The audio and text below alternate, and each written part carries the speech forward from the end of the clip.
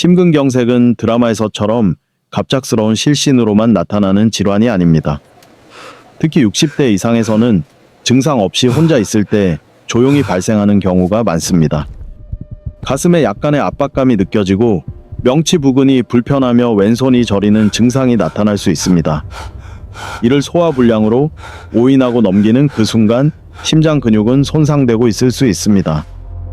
더 심각한 점은 위급 상황에서 인터넷의 부정확한 정보에 의존하다 치료의 적기를 놓치는 것입니다. 저는 노인의학 전문가로서 약 50년간 노인 질환의 연구와 진료에 전념해 왔습니다. 진료 현장에서 조금만 더 빨리 대처했다면 하는 안타까운 경우를 수없이 목격했습니다. 많은 분들께서 견디면 괜찮아지겠지라고 생각하며 증상을 방치합니다. 내일 병원에 가자거나 이 정도로 119를 부르는 것은 과하다고 판단하시기도 합니다. 하지만 심근경색은 지체할 시간이 없습니다. 특히 홀로 있을 때 초기 10분이 매우 중요합니다. 이 시간이 심장 근육의 회복 여부를 결정하는 중요한 시기입니다. 오늘 저는 온라인상의 잘못된 정보들을 바로잡고자 합니다. 실제 연구와 임상 경험으로 검증된 7가지 생존 수칙을 명확히 알려드리겠습니다. 이 수칙들은 심장마비가 발생했을 때 당황하여 무력해지는 대신 몸이 자동적으로 대처하도록 돕는 안전장치와 같습니다. 영상을 끝까지 시청하시면 혼자 있을 때 심장에 이상이 생겨도 어떻게 119에 신고하고 문을 열어두어야 할지, 그리고 어떤 자세로 호흡해야 하는지를 몸이 기억하도록 상세히 안내해 드리겠습니다. 본격적인 설명에 앞서 한 가지 약속을 부탁드립니다. 지금 댓글로 시청자분의 연령과 영상을 보고 계신 지역 그리고 현재 시각을 남겨주시기 바랍니다. 남겨주신 모든 댓글은 제가 직접 확인하겠습니다. 단순한 정보가 아닌 제 실제 환자분이라는 마음으로 모든 댓글을 읽고 답변 드리겠습니다. 그럼 지금부터 혼자 있을 때 심근경색이 발생했을 경우 가장 먼저 바꿔야 할 인식에 대해 순서대로 말씀드리겠습니다. 흔히 심근경색은 왼쪽 가슴의 극심한 통증과 함께 왼팔이 저리다 쓰러지는 것으로 생각합니다. 그러나 60대 이후의 심근경색은 다른 양상을 보일 수 있습니다. 이처럼 교과서에 나오는 전형적인 증상이 아닌 경우가 훨씬 더 많습니다. 특히 혼자 있을 때 더 모호한 증상으로 시작되곤 합니다. 이탈리아 피렌체에서 제가 진료했던 72 세 환자분의 사례를 말씀드리겠습니다. 그분은 밤 11시 무렵 명치 부근에 답답함을 느끼기 시작했습니다. 가슴 부위에 찌르는 듯한 통증이 느껴지기 시작했습니다. 약간의 식은땀과 함께 원인 모를 불안감도 감돌았습니다. 할머니께서는 다음과 같이 판단하셨습니다. 저녁을 급히 먹어 체한 것 같다. 소화제를 먹으면 괜찮아질 것이다. 라고 여기셨습니다. 결국 제산제 복용 후 침상에서 2시간가량 고통을 감내하셨습니다. 그러나 호흡은 점차 가빠지고 특이하게도 왼쪽 어깨와 턱 주변으로 둔중한 통증이 번졌습니다. 마침내 118에 신고하셨고 구급대원 도착 후 진단명은 광범위 심근경색으로 확인되었습니다. 심장 근육의 30% 이상이 이미 괴사한 상태였습니다. 이는 드문 경우가 아니며 의료 현장에서 매우 빈번하게 마주하는 상황입니다. 심장 문제일 줄은 전혀 예상하지 못했다는 것이 환자와 보호자분들의 공통된 반응입니다. 그렇기 때문에 첫 번째 생존 수칙을 반드시 기억해야 합니다. 60대 이상이라면 일반적인 가슴 통증이 없더라도 비전형적 증상을 심근경색의 신호로 인지해야 합니다. 아래와 같은 증상이 5분 이상 지속될 경우 심장 문제를 최우선으로 고려해야 합니다. 명치 주변에 압박감이 느껴지거나 갑작스럽게 식은땀이 나는 경우입니다. 평소와 다른 호흡 곤란을 느끼거나 가벼운 활동에도 숨이 가빠지며 급격한 무력감이 동반될 때입니다. 불길한 예감과 같은 막연한 불안감이 든다면 이는 소화기 질환이 아닌 심근경색의 전조 증상일 수 있습니다. 이어서 두 번째 생존 수칙을 말씀드리겠습니다. 그것은 바로 5분의 법칙입니다. 비정상적 증상이 5분 이상 지속되면 망설이지 말고 즉시 119에 신고해야 한다는 점을 숙지해야 합니다. 이 원칙의 중요성을 강조하기 위해 저는 환자분들께 다음과 같이 설명합니다. 119 신고가 오진이라도 문제되지 않습니다. 그러나 단 한 번의 지체는 심근괴사와 영구적인 심부전으로 이어질 수 있습니다.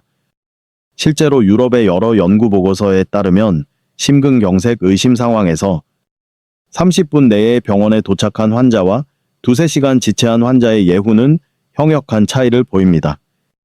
생존하더라도 호흡 곤란과 만성 피로를 동반하는 심부전이 발생할 확률이 급격히 높아집니다. 더불어 반드시 유의해야 할 사항이 한 가지 더 있습니다. 심근경색 증상이 나타났을 때 직접 운전하거나 택시를 이용해 이동하는 행위는 이탈리아와 한국 양국에서 모두 가장 위험한 행동으로 간주됩니다.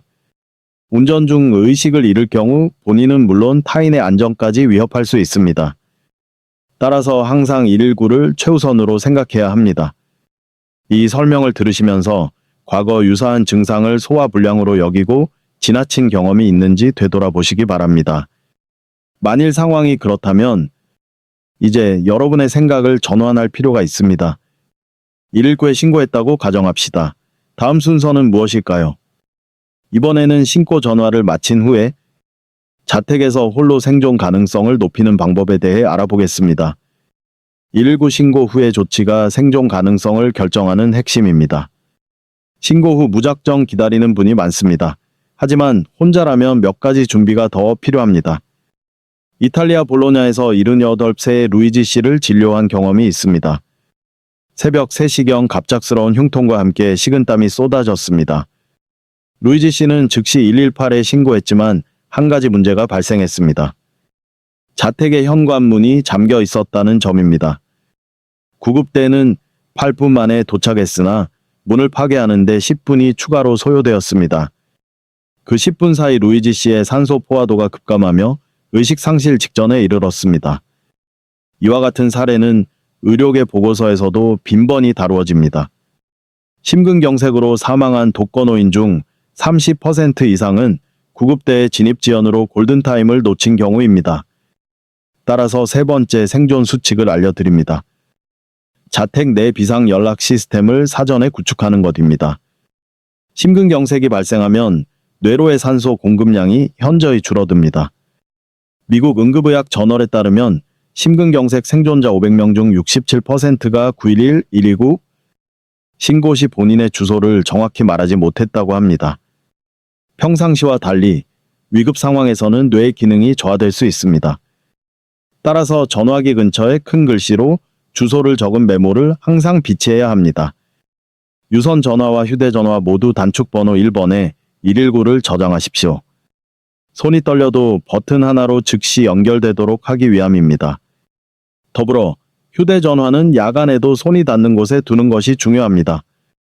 미국 심장협회에 따르면 60대 이상에서 발생하는 치명적 심장마비의 43%가 밤 10시부터 새벽 6시 사이에 발생하며 이때 휴대전화가 멀리 있는 경우가 많습니다.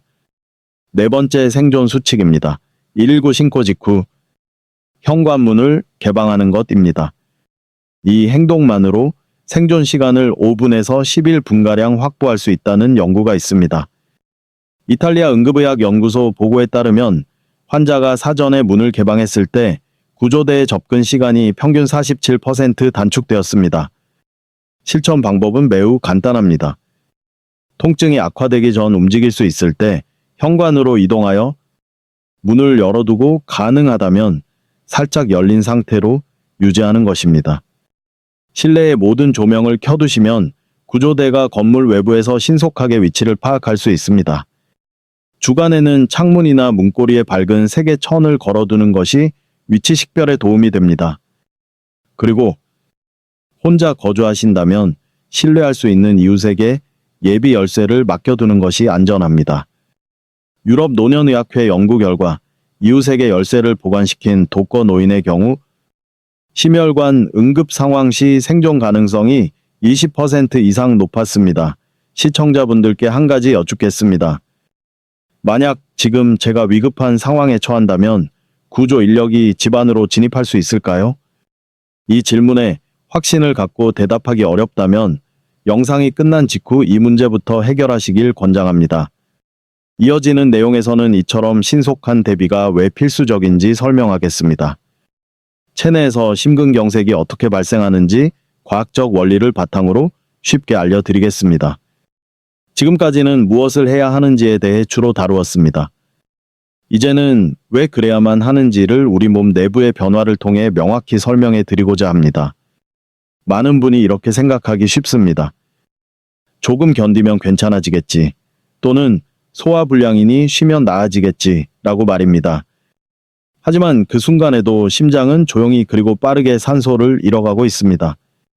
심근경색이란 심장에 혈액을 공급하는 관상동맥이 갑작스럽게 폐쇄되어 시작되는 질환입니다. 혈류가 차단됨에 따라 산소와 영양분 공급이 모두 중단됩니다.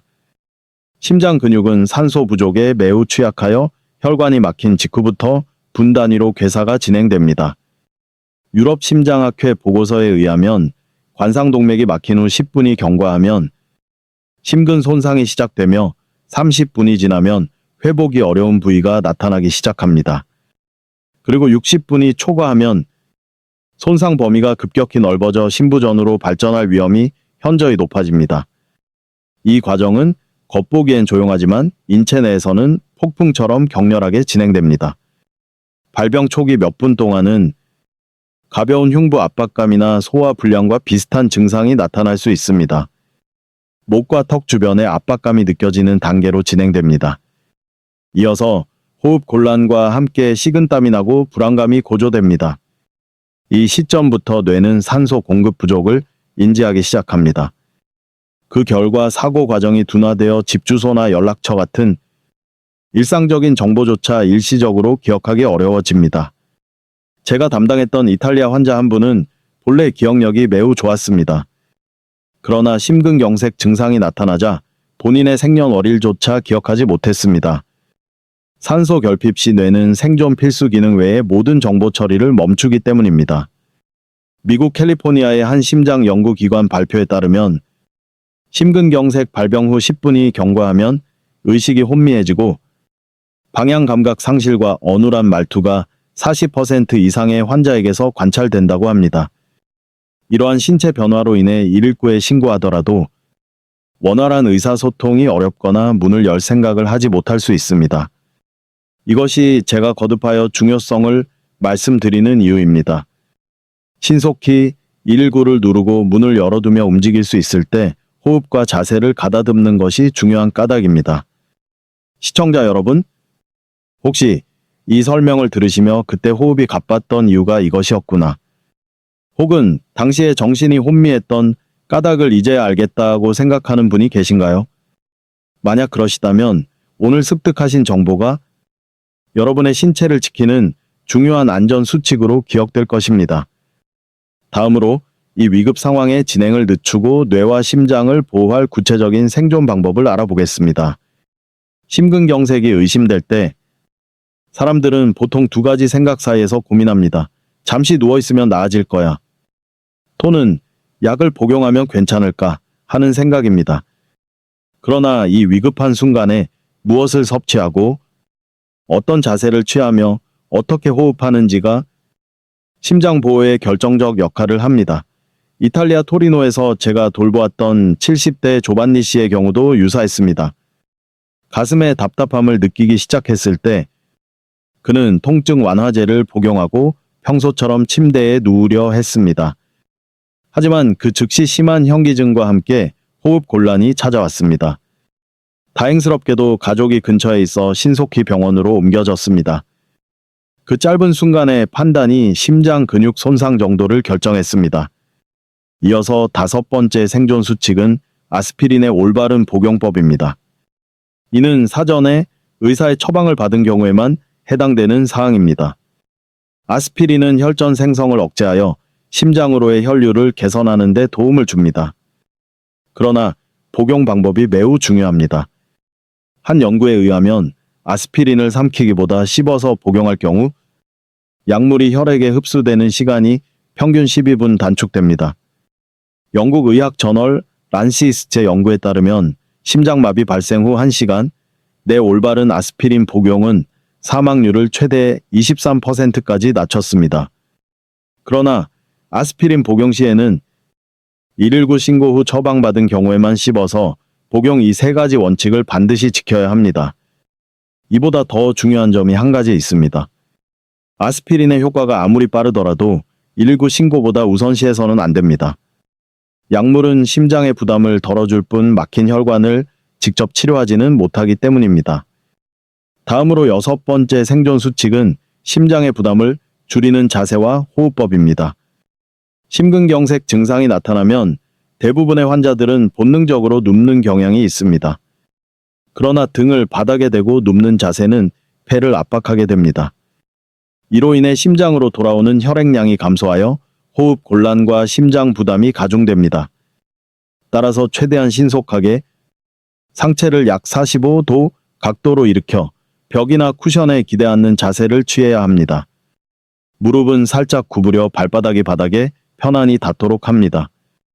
허리를 곧게 편 상태에서 호흡을 가다듬기 시작합니다. 이러한 자세는 심장으로 귀환하는 혈류량을 감소시켜 심장의 부하를 줄이고 폐의 확장을 도와 호흡을 한결 수월하게 합니다. 다음은 호흡법에 대해 알아보겠습니다. 극심한 통증과 두려움은 본능적으로 호흡을 가쁘고 얕게 만듭니다. 그러나 이러한 과호흡은 심박수를 높여 오히려 상태를 악화시킬 뿐입니다. 따라서 의식적으로 천천히 코로 4초간 숨을 들이마신 후 4초간 잠시 멈춥니다. 그리고 입술을 오므려 6초에 걸쳐 천천히 내쉬는 446 호흡법이 중요합니다.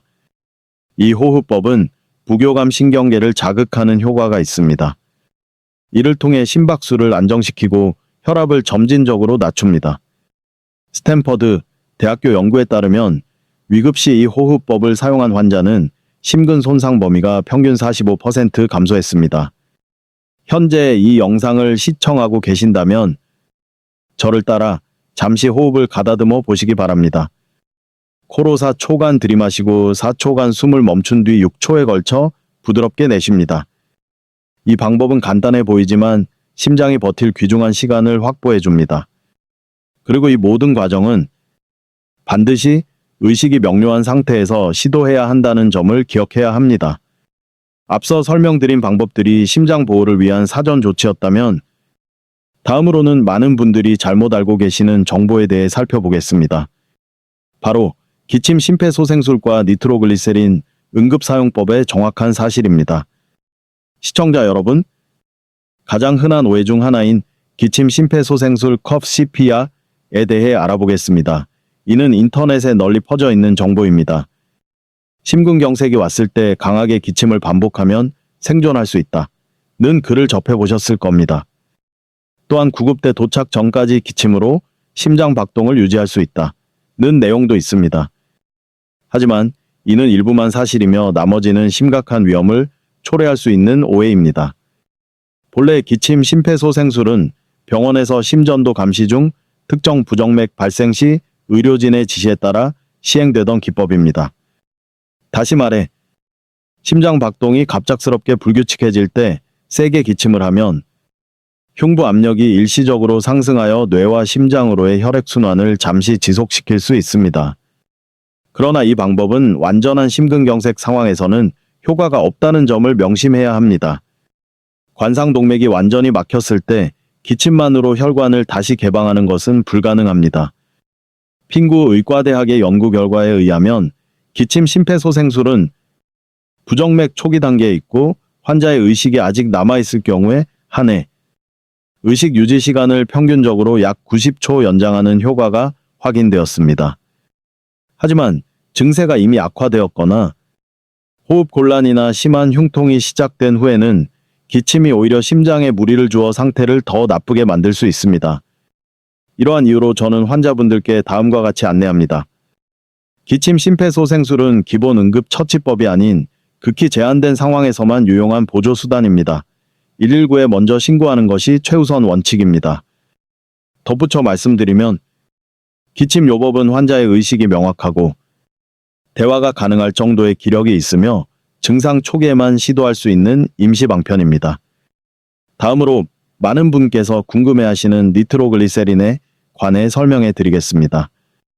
니트로글리세린은 혈관을 확장시켜 심장의 부하를 감소시키는 약물입니다. 이 때문에 다수의 심장 질환 환자분들이 비상시를 대비하여 이 약을 처방받아 보관하고 있습니다. 그러나 이 약물 또한 정확한 정보를 숙지해야만 안전하게 사용할 수 있습니다. 하버드 의과대학의 보고에 의하면 니트로글리세린을 정확한 용법으로 증상 발현 후 3분 내에 복용한 환자들은 구급대원이 도착했을 때 생존율이 거의 같았다고 합니다. 하지만 잘못된 방법으로 사용하면 오히려 생명을 위협할 수 있습니다. 니트로글리세린 복용 시 서 있는 자세는 절대로 피해야 합니다. 급격한 혈압 저하로 인해 의식을 잃을 위험이 크기 때문입니다. 또한 이 약은 혀 아래에서 녹여 흡수시켜야 하며 삼킬 경우 약효 발현이 지연됩니다. 클리블랜드 클리닉의 연구 결과 혀 밑에 투여했을 때 약 성분이 혈액에 도달하기까지 평균 2분이 소요된 반면 삼켰을 때는 15분 이상 걸릴 수 있다고 밝혔습니다. 더불어 반드시 기억해야 할 가장 중요한 금기사항이 있습니다. 발기부전 치료제와 니트로글리세린을 병용할 경우 혈압이 위험 수준으로 급격히 떨어져 생명에 지장을 줄 수 있습니다. 최근 24시간에서 48시간 이내에 관련 약물을 드셨다면 니트로글리세린 사용은 절대 금물입니다. 이 점에 대해서는 환자분들께 제가 항상 강조하여 말씀드립니다. 약은 잘 쓰면 득이 되지만 오용하면 독이 될 수 있습니다. 혹시 이 영상을 보시고 대개 니트로글리세린을 보관 중이시라면 본인이 이 약을 언제, 어떤 방식으로, 그리고 최대 몇 회까지 사용 가능한지 담당 의사에게 재차 확인해 보시기를 권고합니다. 오늘 알려드린 이 정보는 우리 몸이 반드시 기억해야 할 핵심 응급 수칙의 한 부분입니다. 다음 영상에서는 홀로 있을 때 좀 발생할 수 있는 심근경색에 대비하여 특히 60다해 이후 반드시 준비해야 할 장기적인 생존 계획에 대해 말씀드리겠습니다. 이제 마지막 생존 수칙을 공유하겠습니다. 이전에 설명드린 방법들은 심근경색 발생 시의 즉각적인 대응이었습니다. 7번째 수칙은 위급 상황을 위해 평상시에 갖춰야 할 준비에 관한 것입니다. 저는 40년 이상 환자를 돌보며 홀로 생활하시는 어르신들을 지켜봐 왔습니다. 어떤 분들은 심장마비에서 기적적으로 회복하셨지만 제때 구조되지 못해 유명을 달리하는 안타까운 경우도 있었습니다. 2사례의 생사를 가른 것은 연령이 아니었습니다. 평소의 건강 상태 역시 결정적 요인은 아니었습니다. 가장 결정적인 차이점은 일상의 대비 태세였습니다. 이탈리아 베네치아에서 제가 진료했던 76살의 엘레나님은 혼자 생활하셨습니다. 하지만 신뢰하는 이웃에게 비상 열쇠를 맡겼고 현관 안쪽에는 비상 연락망을 부착해 두었습니다.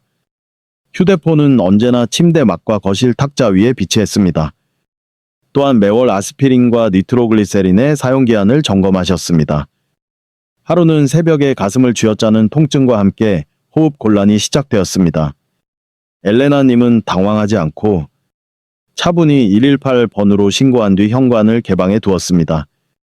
상체를 45도 기울여 앉아 446 호흡법을 천천히 실행했습니다. 구조대가 현장에 도착했을 때 문은 이미 열려 있는 상태였습니다. 집안의 모든 조명이 켜져 있었고 환자는 명료한 의식으로 자신의 상태를 설명했습니다. 이러한 철저한 준비 덕분에 막힌 혈관을 신속히 발견하여 스텐트 시술을 진행했고 심장 근육의 손상을 최소화할 수 있었습니다. 의료진은 환자의 사전 준비가 생명을 구했다고 평가했습니다. 이것이 바로 제가 준비가 만든 생존이라 부르는 이유입니다. 여러분이 일상에서 미리 준비해야 할 사항들은 복잡하지 않습니다. 첫 번째는 집안에 잘 보이는 여러 곳에 비상정보 카드를 큰 글자로 작성하여 부착하는 것입니다.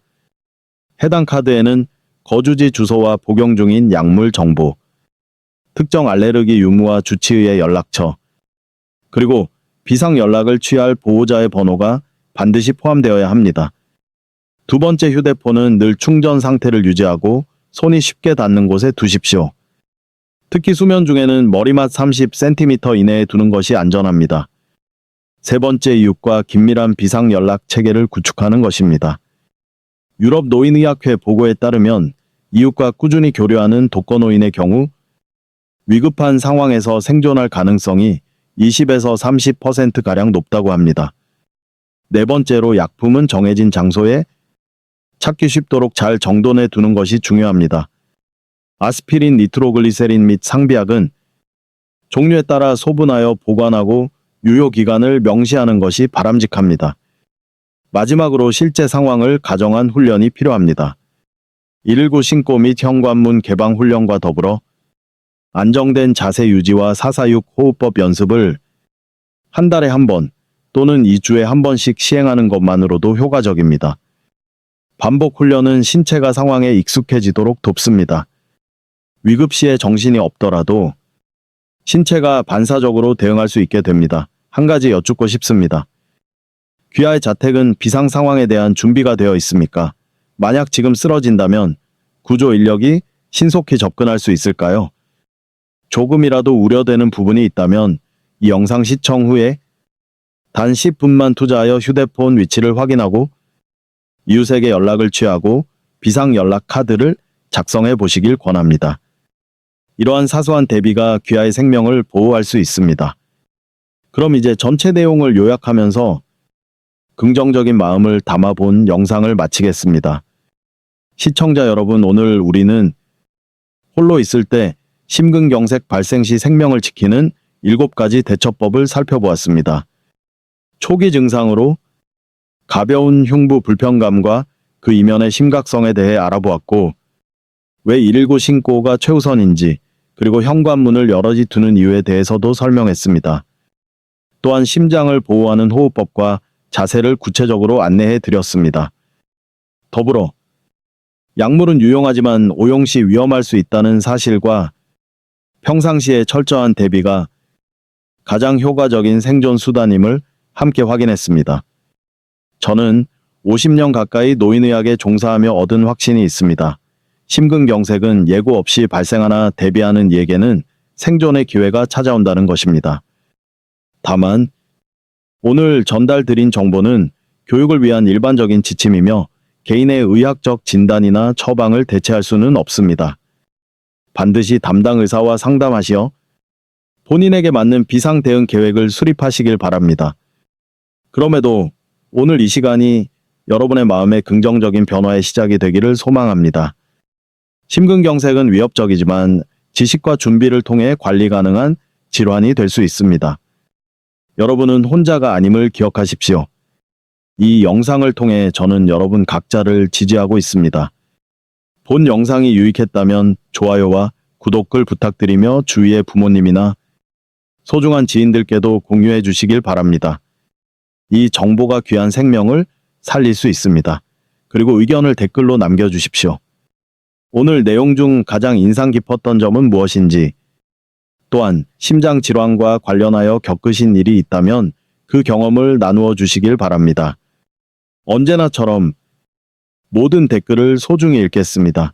여러분의 건강과 평안을 간절히 바랍니다. 시청해 주셔서 진심으로 감사드립니다.